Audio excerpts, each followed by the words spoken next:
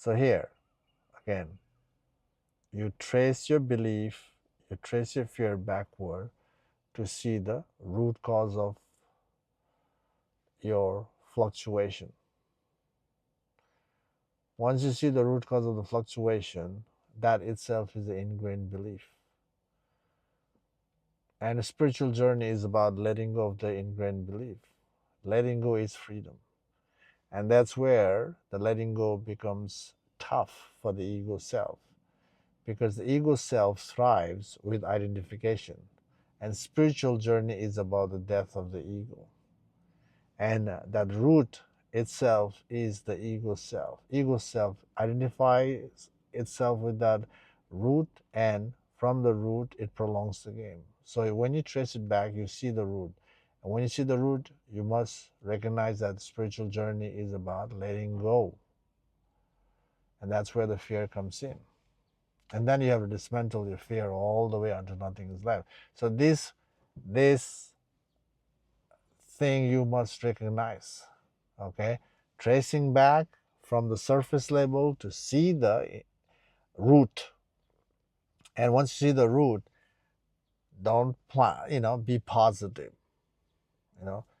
Spiritual journey, positivity is duality.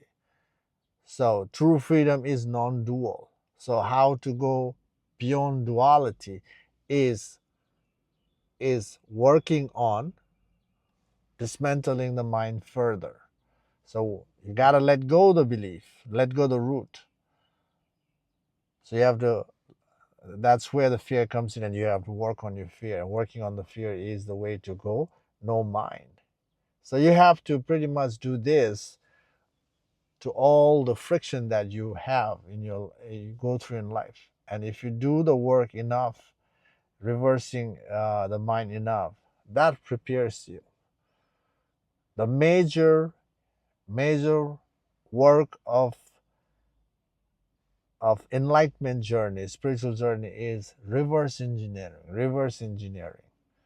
And if you have done enough, you won't fail. But if you don't do it, that's the sign you will. That's the sign to fail in the spiritual journey, an enlightenment journey.